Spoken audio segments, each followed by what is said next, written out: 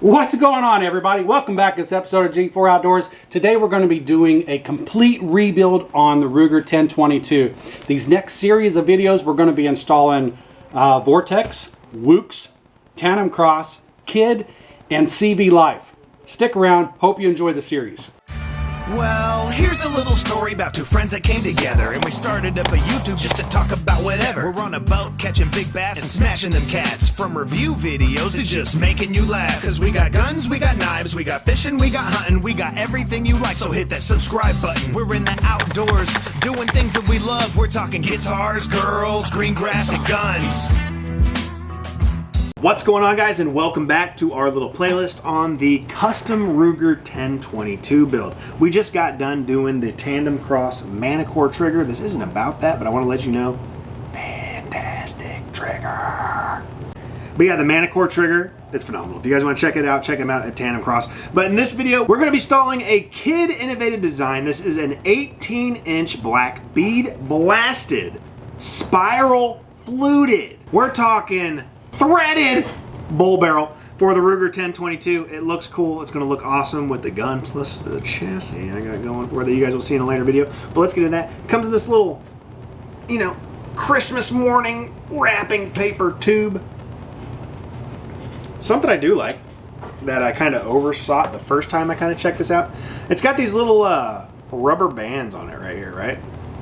The reason for that is so it doesn't rub up against that plastic thing they ship it in the whole time. So these little come on there to kind of protect the finish on your barrel a little bit. So I kind of like that thought process. Yeah, I think you could have done a little bit better on what you shipped it in to not have to do that. But hey, to each their own. But check it out. Kid 22 long rifle, 18-inch bull barrel. Like I said, this is threaded. We'll get that when we get into the closer view on it. But let's do what we got to do real quick. And that is unscrew this stock slash chassis for the 35th time today. Don't forget, you're going to have your little Ruger 1022 keeper up there with the barrel and the stock. Yeah. Go ahead and get that out of this thing that's been off the gun 13 times today. And now we got your stock, well, mine's tapered barrel, and according to Kid on the instructions, you want this around 10 pounds, and that's inch pounds. So I'm around 10 inch pounds on this, which is more like 12. Don't tell anybody, I like to live life dangerously, okay? You do you, and then I'll do you later. Boy, we just ran into a snafu, didn't we? Alright, so we're going to back out the bolts on the V-block real quick. And to go along with this barrel install from Kid Innovative Designs, which, like I said, they are not sponsored. They are not sponsoring the channel. They did not provide me with anything. I paid my own money for everything. If you want to go check them out, feel free to. But I went with Tandem Cross on some more stuff. I got a new V-block, also anodized red to kind of match, even though you're never going to see it. Matches my trigger and charging handle, and I got new V-block screws, which also I think are unnecessary because you can totally use the ones that came with it. But I was kind of already buying stuff, and I'm like, hey, that's just a couple bucks. They're not super expensive. Let's go ahead and get those too. So we're gonna have that going on as well. What are we looking at? Okay, these have a little grip texture to the screws. You want to show the difference between those and those have a little thumb grippiness to them around the head. Knurled head. Yeah, knurled head. Took your head away from you. Here's the aftermarket one from Tandem Cross, and the factory one. Smooth head and a knurled head. Same screw though. But you're never going to see this side of the barrel anyways. It's going to be always tucked under or whatever. So there's that. I'm going to break this out. Like I said, if you didn't hear me earlier, this is by Tandem Cross. You can see the difference between both the V-blocks. Randy wants to do. You want to do close-up action? Yeah. You're just going to do it on this. Can't even see your hand, dude. Ah. So you got the red anodized and the not so red anodized. Yeah, it's nice anodization. They've done a good job on all their stuff. I think there's more meat on this tandem cross one. Definitely. Definitely. Look at the holding surface area. Alright guys, so blah blah blah, be like that. You might want to grab yourself a little bit of a mallet, right? Alright, so like I said, the hammer is definitely a thing. We're gonna have to give this a little bit of meat, right? You ready? Yeah. There goes my receiver and everything. That was tight. That was really tight, to be honest with you.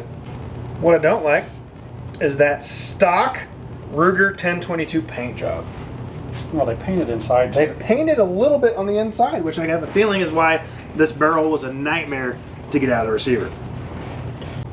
So we're finally able to get the stock 18-inch Ruger barrel out of there. So on the part of the barrel that goes into the receiver, it is a little bit not smooth and not finished, which I think is a reason that was a nightmare to kind of get out of there, right? It is kind of lubed up and old, but it still didn't want to come out of there. Because cheap old Ruger 1022s, right? They're not super high-end, extreme precision, out-of-the-box stuff. There's a little bit of paint and stuff that got inside here too that really got it tightly wound up in there. But we did finally get it off. So if you're having an issue getting yours off, whack it with a hammer. All right, so back to what we were doing. Let's get this kid barrel installed on here. It's gonna probably snap forward, just so you know. That'll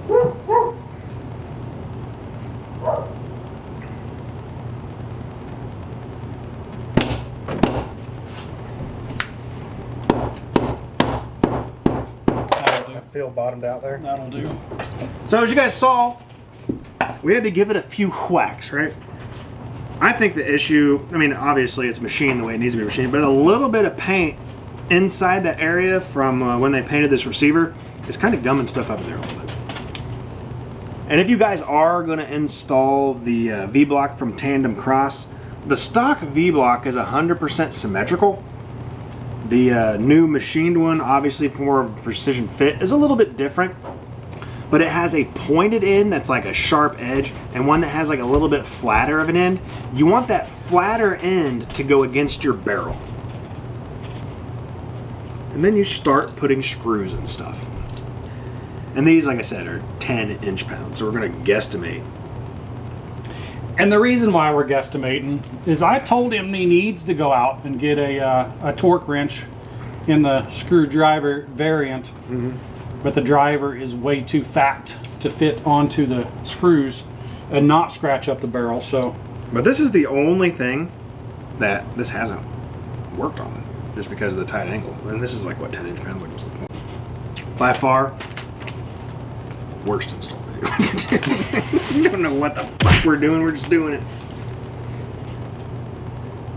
so this is our install video. You guys figure it out. Yeah, you guys do what you want to do. This is our first time doing it. If you don't think it's right, whack it with a hammer. Try it again. Has that ever been in an install video? What do you do? Whack it with a hammer. Try it again. See if it works. Yeah, we're getting a good bite in these screws though. I thought it was going to strip like what you said. It's not. Not even close. Next step, take her to the range. Do I want to put it back in this bullshit chassis again? See what it looks like with the fucking gray? You have to. You have to. I guess so. This is an install video. Alright, so the barrel is installed back. I have all my doodads off, such as my safety levers, and that ain't fitting on there. There it goes. Installed. She's tapered. The stock chassis is tapered to match your tapered barrel, so this won't fit on there. Lucky for us, I have a solution for that. And in that solution, you're going to see in the next video. Guys, thanks for watching this video. This is a how-to/how not to install your barrel on your Ruger 1022. Like we said, we're just some idiots having fun playing gunsmith down here in my basement today.